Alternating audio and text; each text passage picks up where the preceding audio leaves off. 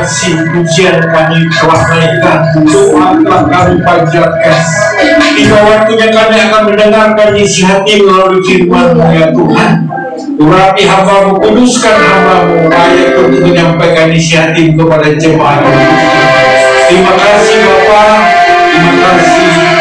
Di dalam nama Yesus Kristus Tuhan kita yang siap berfirman sama-sama katakan amin. Silakan duduk dalam hadirat Tuhan. Minggu 31 Juli ini subtema kita adalah tidak kelihatan tetapi berdampak. Mari kita buka dari Lukas 2.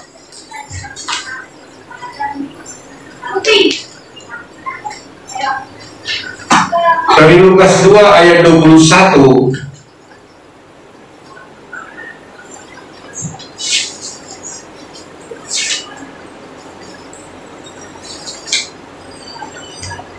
Lukas 2 ayat 21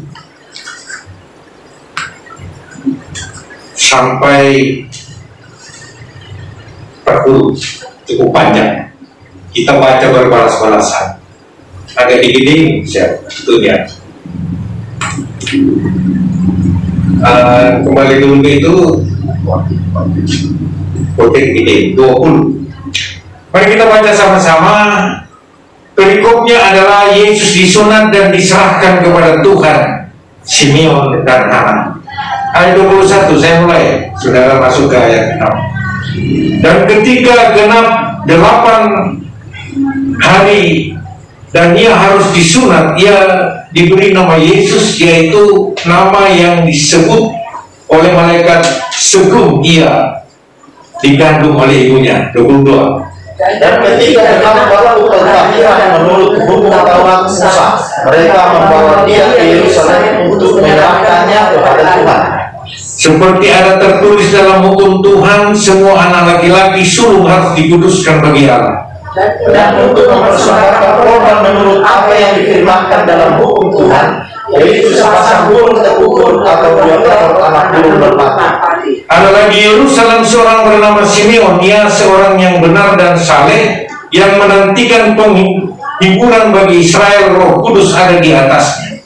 Dan kepadanya telah dinyatakan oleh Roh Kudus bahwa ia tidak akan mati sebelum dia melihat Mesias, yaitu dia yang diurapi Tuhan. Ia datang kepada Allah oleh Roh Kudus ketika Yesus anak itu dibawa masuk oleh orang tuanya untuk melakukan kepadanya apa yang ditentukan hukum Taurat.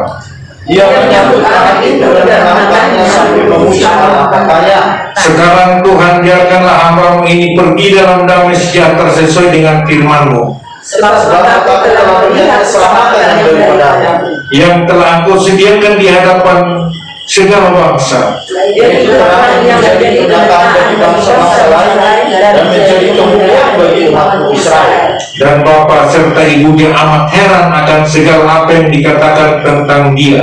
Lalu Simeon memberkati mereka dan berkata kepada Maria, ibu anak itu, sesungguhnya anak ini ditentukan untuk menjatuhkan atau membangkitkan banyak orang di Israel, dan untuk menjadi suatu tanda yang menimbulkan pemberontakan. Dan suatu pedang akan menembus jiwamu sendiri, supaya menjadi nyata pikiran hati banyak orang. Lagi pula di situ ada anak seorang nabi perempuan, anak pamannya dari suku Asia. Dia sudah sangat lanjut umurnya, sesudah kawin dia hidup 7 tahun lamanya bersama suaminya. Dan sekarang ia janda dan berumur 84 tahun. Ia tidak pernah meninggalkan bait Allah dan siang malam beribadah dengan berpuasa dan berdoa. Dan pada ketika itu juga datanglah ia ke situ dan mengucap syukur kepada Allah dan berbicara tentang anak itu kepada semua orang yang menantikan pelepasan untuk Yerusalem. Dan setelah selesai semua yang harus dilakukan menurut hukum Tuhan, kembalilah mereka ke kota kediamannya, yaitu kota Nazaret di Galilea. Anak itu bertambah besar dan menjadi kuat, penuh hikmat dan kasih karunia Allah ada padanya. Amin. Haleluya. Bapak saudara sekalian, Simeon ini tidak banyak dibicarakan di dalam kitab Perjanjian, apalagi Perjanjian Lama. Tidak pernah muncul namanya. Tapi kita tahu bahwa Simeon ini, kalau kita pelajari ini, itu imam di bait Allah, tapi dia sudah sangat tua. Dan semua ahli teologi yang sudah pelajari semua, mereka sepakat bahwa Simeon ini sangat kuat. Kenapa? Karena anak Simeon itu Gamaliel yang merupakan gurunya Rasul Paulus, dosen teologi lah di Universitas Tiranus gitu ya. Itu namanya seorang ahli Taurat itu paling tidak umurnya antara 45 sampai 50 tahun. Nah, kalau itu saja berarti bapaknya dia pasti di atas 70 tahun. Jadi dia sangat tua. Dan Roh Kudus berkata kepada dia, artinya Tuhan berkata kepada dia, engkau tidak akan mati sebelum engkau melihat Mesias. Nah, saudara-saudara, kita membaca di sini, kalau kita mempelajari tentang sejarah orang Israel, maka sejak kitab terakhir di Perjanjian Lama itu Maleaki sampai kepada Matius itu butuh 400 tahun. Dan selama 400 tahun itu sebelum Yesus lahir itu tidak ada pewahyuan. Jadi orang-orang Yahudi itu diajar, mereka tekun beribadah, tetapi mereka itu diajar oleh para imam ahli Taurat, orang Farisi, berdasarkan kitab Musa, dan banyak diselewengkan. Makanya Tuhan Yesus marah kepada para imam, karena mereka ditegur bahwa kami itu kalau ibadah duduk paling depan, tapi kelakuan kalian itu, ya kalau bahasa saya tidak wajar. Suka berdiri di pinggir-pinggir jalan berdoa, suka ini, wah pokoknya kerjanya itu meras jemaat. Dan oleh karena itu Yesus berkata kepada orang Yahudi, apa yang diajarkan oleh para imam, ahli Taurat, orang Farisi, ikuti. Kenapa? Karena apa yang diajarkan itu adalah ajaran Musa. Tetapi kelakuan mereka jangan kamu lihat. Oh, luar biasa sudah. Nah, kalau kita belajar di sini, Simeon ini penuh dengan Roh Kudus, dan dia orang yang baik menurut firman Tuhan, dan dia orang yang saleh. Saleh itu orang yang terus merenungkan firman Tuhan, dia berdoa, tidak melakukan yang tidak layak di hadapan Tuhan, selalu melakukan yang layak. Makanya dibilang orang saleh. Nah, saudara-saudara,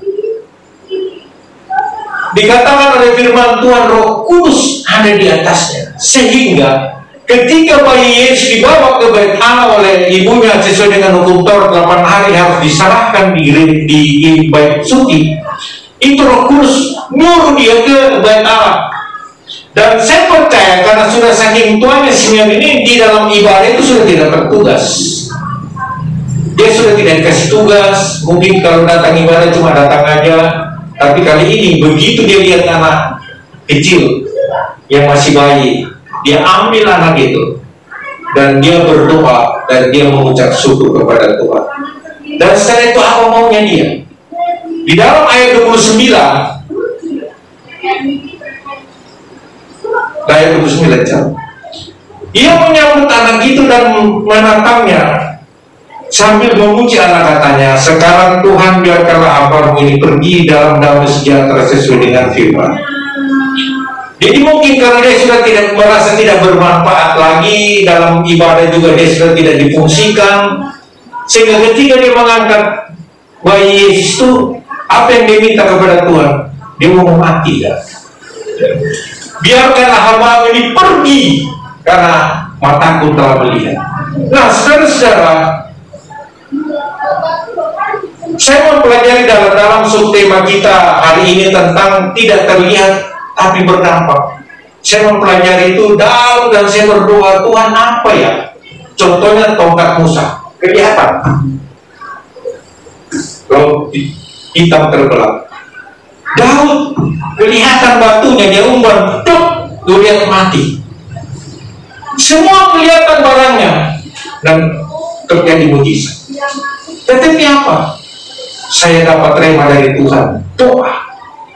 Apa? Iman dan doa. Iman, firman Tuhan katakan, kalau Yesus sendiri berkata, kalau imanmu ada sebiji sesawi, kau bisa memindahkan gunung. Jadi iman itu tidak kelihatan, saudara, dalam hidup semua. Bahkan saya menemukan satu tulisan bahwa begitu banyak disertasi doktor, bahkan mungkin jumlahnya jutaan di dunia ini, yang membahas tentang iman ini itu sangat sedikit. Karena memang saya melihat iman ini yang tahu itu ya pribadi-pribadi masing-masing, tidak bisa diukur secara, kalau maupun susah diukur. Nah, sekarang seperti ada jemaat di sini, saya nggak usah sebut namanya, rajin sekali. Bahkan anaknya saya minta dia mengajar sekolah minggu, dia ngajar rajin sekali. Tiap minggu tidak pernah tidak ke gereja. Bahkan ketika anaknya mau dikasih persembahan kasih karena sebagai guru sekolah minggu, dia tolak, jangan.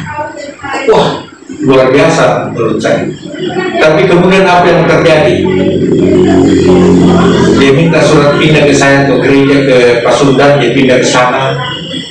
Terus dia kadang-kadang juga masih datang ibadah sini karena anaknya tetap di sini sebagai guru sekolah minggu. Dan endingnya begitu banyak orang-orang jemaat yang ditipu sampai miliar.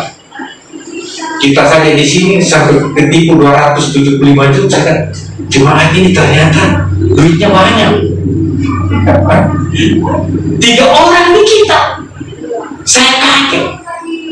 Bahkan ada satu yang diaken yang kita pikir ya hidupnya pas-pasan, tertipu 7 jutaan kalau nggak salah ditipu. Berarti tapi dipinjam. Nah, saudara-saudara, jadi kerohanian seorang itu susah kita ukur. Imannya tidak bisa diukur.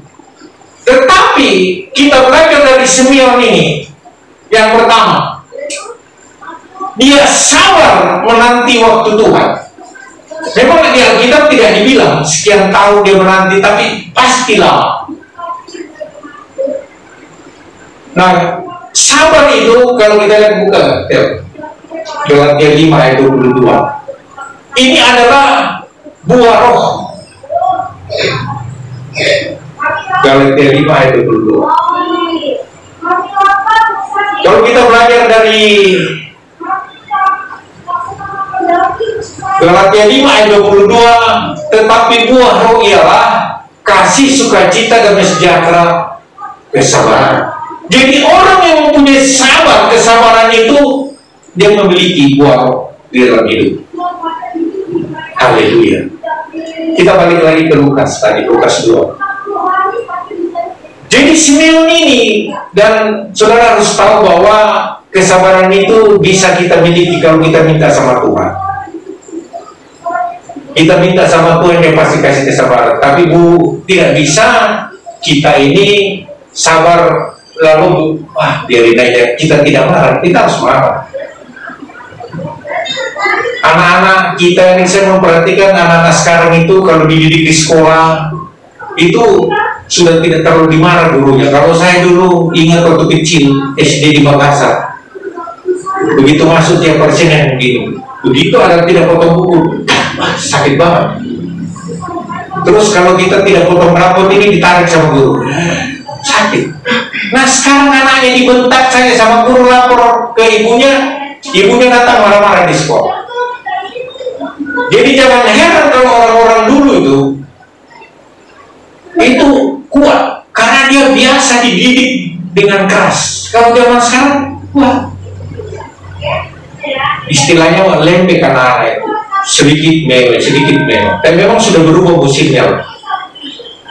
Lalu apalagi yang kita belajar dari Simeon selain sabar? Yang kedua, tetap beriman. Jadi tetap dia percaya, dia rajin ke bait Allah, dia tetap bersyukur, dan dia menunggu waktu Tuhan sampai bayi Yesus itu datang, Mesias. Dan kita tahu bahwa kita orang Kristen ini, hal yang paling utama itu iman. Ayo masuk dalam Ibrani 11 ayat 1. Di dalam kitab Ibrani ini bicara tentang iman luar biasa banyak. Kitab Ibrani 11 ayat 1. Mari kita baca. Iman adalah dasar dari segala sesuatu yang kita harapkan dan bukti dari segala sesuatu yang tidak kita lihat. Jadi iman Simeon ini mengharapkan adanya kedatangan juru selamat, Mesias, untuk menyelamatkan bangsa Yahudi. Jadi dia setia menantikan sampai waktunya Tuhan.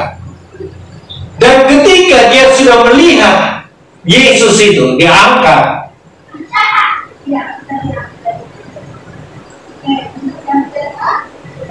di sini dikatakan dalam Ibrani 11, bukti dari segala sesuatu yang tidak dia lihat, lalu dia bernubuat tentang Yesus.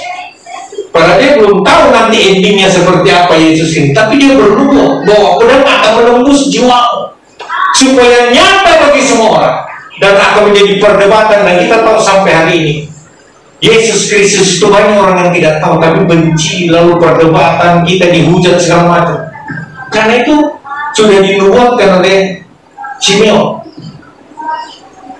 Jadi yang kedua itu adalah tetap beriman.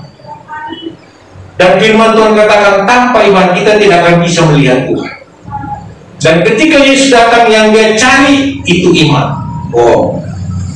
Oleh karena itu iman kita ini harus bertumbuh. Bagaimana dia bertumbuh? Melalui penderitaan. Jadi kalau orang Kristen tidak mau menderita, wah, maunya enak-enak ikut Tuhan, maunya ini semua nggak bisa. Terus yang kedua dari iman itu adalah kedewasaan rohani. Saya heran kalau saudara semua jemaat, kalau saya khotbah lalu tersinggung sedikit tidak ke gereja. Yang rugi sudah. Yang benar itu sebenarnya khotbah itu menampar kita, menegur kita, karena Tuhan itu menyayangi kita. Di dalam Yohanes 3 ayat 16 dikatakan, karena begitu besar kasih Allah akan menyerahkan anaknya untuk menebus kita dan kita semua. Dia mengorbankan anaknya yang tunggal Yesus Kristus untuk menebus dosa kita. Nah, kita belajar yang ketiga dari Simeon itu apa? Doa. Di ayat 33, bukan. Di ayat 29 tadi kita 28, ia menyambut anak itu dan menatang ia sambil memuji Allah, katanya. Jadi kadang-kadang doa itu memang memuji Allah. Tidak selalunya minta, tapi kita memuji Tuhan. Sekarang Tuhan, biarkanlah hamba-Mu ini pergi dalam damai sejahtera sesuai dengan firman-Mu, sebab mataku telah melihat keselamatan yang daripadanya. Nah, saudara-saudara, Rasul Paulus mengatakan di dalam 2 Korintus 4 ayat 18, ayo cek. 2 Korintus 4 ayat 18 ayat 18. Sebab kami tidak memperhatikan yang kelihatan, melainkan yang tak kelihatan, karena yang kelihatan adalah sementara, sedangkan yang tak kelihatan adalah. Kita kalau mau mengikut Tuhan, jangan kita lihat apa yang ada, kita syukuri kan. Nah, saudara-saudara, tapi orang di sana, dan dia on time, jam 6 itu sudah bisa masuk. Itu di Siloam. Luar biasa. Di sana karyawannya cuma 2 jenis, orang Medan sama orang Cina. Saya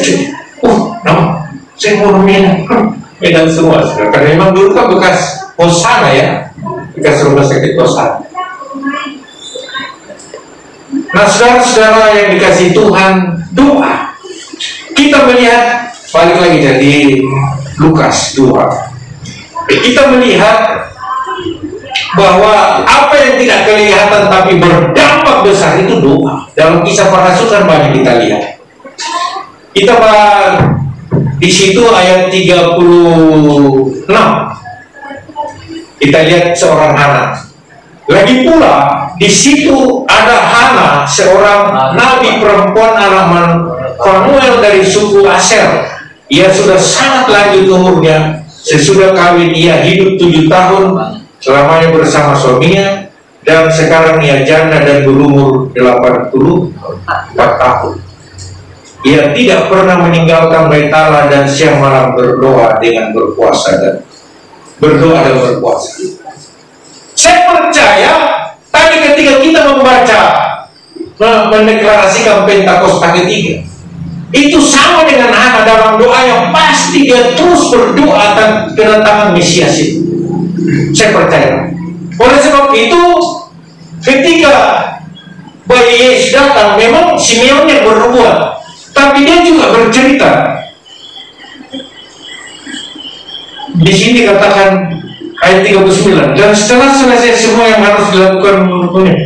Ayat 8, dan pada ketika itu juga datanglah ia ke situ, maksudnya ke Bait Allah, dan mengucap syukur kepada Allah dan berbicara tentang anak itu kepada semua orang yang menantikan kelepasan untuk Yerusalem.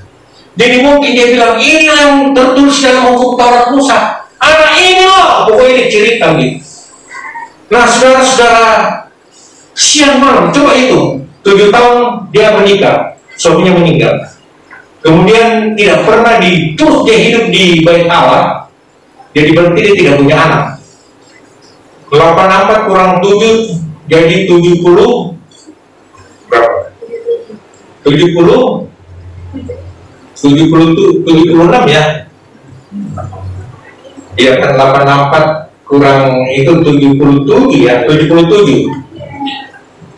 Dan kalau kita hitung-hitung dia menikah umur 25 tahun, berarti 50 tahun lebih dari sudah di Bait Allah. Hanya berdoa untuk itu. Nah, saudara-saudara, 3 hal ini kita bisa belajar dari Simeon. Yang pertama, dia sabar menunggu waktu Tuhan. Yang kedua, dia tetap beriman. Dan yang ketiga, dia tetap berdoa. Dan itulah yang tidak kelihatan tetapi punya dampak yang besar. Saya waktu merenungkan firman ini, endingnya saya tanya Tuhan, ngapain ya? Itu biasa saya kalau gitu doanya juga berkhotbah, Tuhan ngapain Simeon kau tahan-tahan? Iya kan? Kalau hanya untuk melihat, Tuhan kasih satu kata, nubuat. Jadi begitu pentingnya kita hidup dalam nubuatan. Jadi Yesus ketika kecil sudah dinubuatkan oleh Simeon. Kita pun bernubuat bahwa Pentakosta ketiga itu akan membangkitkan generasi Yeremia, yaitu anak muda yang penuh dengan Roh Kudus, cinta mati-matian kepada Tuhan Yesus dan tidak kompromi terhadap dosa, dan akan bergerak untuk melayani. Itu doa kita, itu nubuatan kita, dan itu pasti terjadi. Haleluya. Itulah firman Tuhan pada sore hari ini. Saya berharap kita seperti Simeon. Apapun dalam hidup ini kita tetap sabar. Yang kedua, kita tetap beriman. Jangan kita jual iman kita karena jabatan, karena pekerjaan, karena jodoh, atau apapun juga. Saya tadi baru dengar kesaksian siapa ya yang cerita. Dia bilang dia punya teman dulu. Bukan kemarin, dia punya teman itu Kristen, tapi karena dia hidup di lingkungan orang Muslim semua, akhirnya lama-lama dia tinggalkan kekristenannya dan dia bergabung ke situ. Sama dengan yang bekas bintang idol itu, yang dia menjadi Kristen, kemudian karena dia sendiri di rumahnya, lama-lama dia balik lagi ke iman yang lama. Kenapa? Karena hanya Roh Kudus yang bisa membuat kita itu sabar, beriman, dan berdoa. Simeon penuh dengan Roh Kudus, itu firman Tuhan berkata seperti itu. Saudara mau dipimpin oleh Allah Roh Kudus? Amin.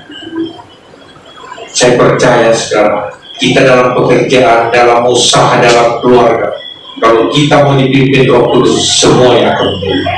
Amin. Haleluya. Mari kita berdoa. Terima kasih ya Bapak untuk firman-Mu. Biarlah apa yang karakter Simeon itu yang menggambarkan tentang karakter Yesus, kami juga bisa Tuhan berikan. Ujilah kami Tuhan, ajarlah kami supaya kami setia, kami taat seperti Simeon untuk meninggikan nama Yesus dalam kehidupan kami. Kami dituntun oleh Allah Roh Kudus dalam kehidupan kami, sehingga Engkau membuat kami berhasil dalam pekerjaan, dalam keluarga, dalam usaha kami. Terima kasih Bapa, dalam nama Tuhan Yesus kami berdoa. Haleluya. Amin.